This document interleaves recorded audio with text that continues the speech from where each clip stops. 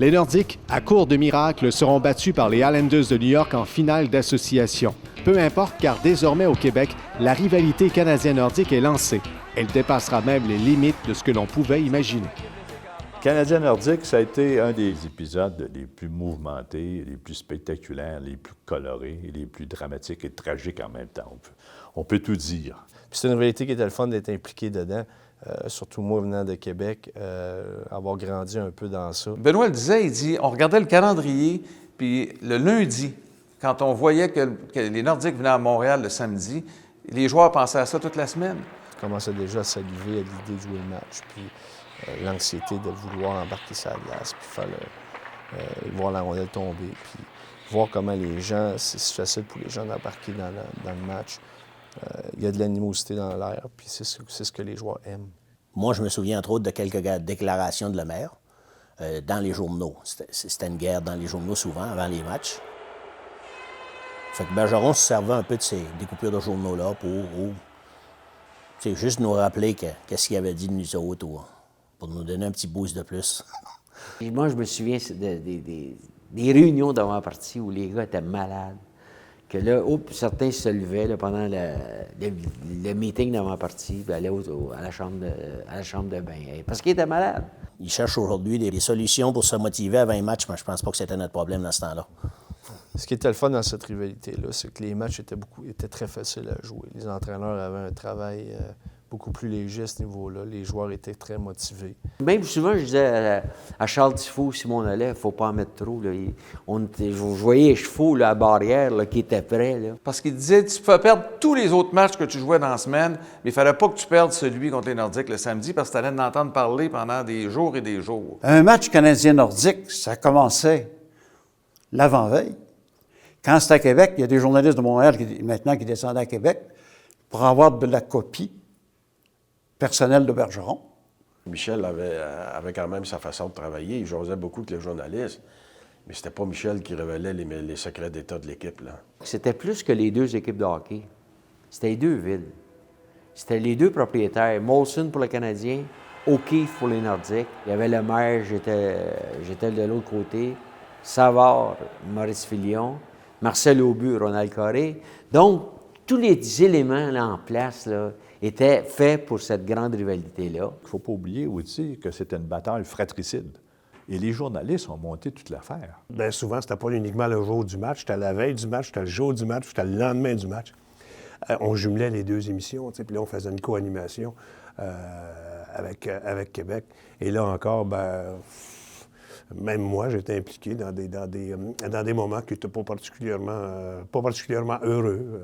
On faisait une émission sur la Galerie de la Presse. Les gars de Montréal, les gars de Québec.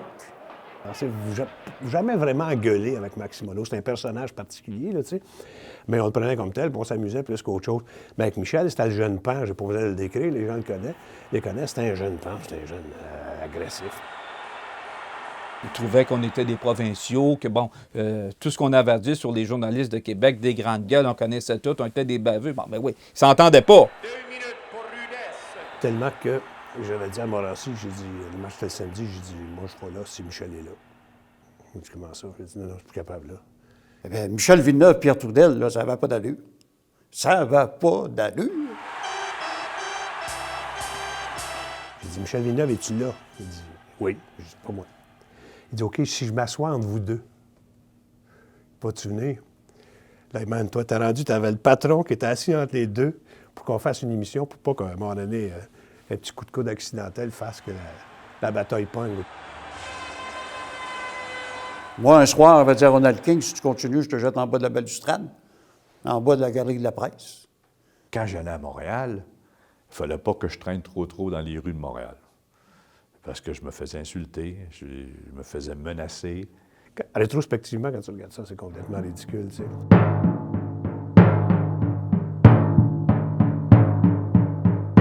On avait tous les journaux, là, en partant de Québec, pour s'en aller au Forum à l'époque. Puis c'était tapissé de 12, 13, 14 pages dans le Journal de Québec, dans le Soleil, dans la presse. Là, à un moment donné, on voyait qu'il était pour arriver quelque chose. Dans ce temps-là, il ne faut pas oublier, on ne s'aimait vraiment pas, là. Québec puis Montréal. Vraiment pas. Finalement, le vendredi saint, bien, tout a éclaté.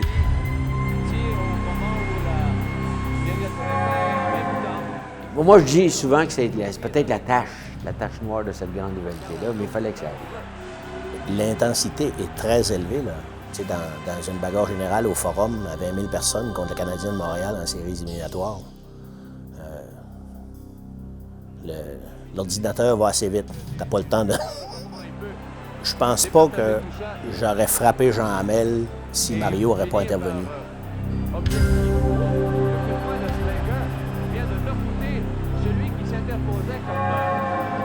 On n'a jamais eu de nouvelles quand on est retourné au vestiaire. On se souvient que Jean Hamel avait été frappé par Louis Slager, fait qu'on a une couple qui voulait arracher la tête à Louis.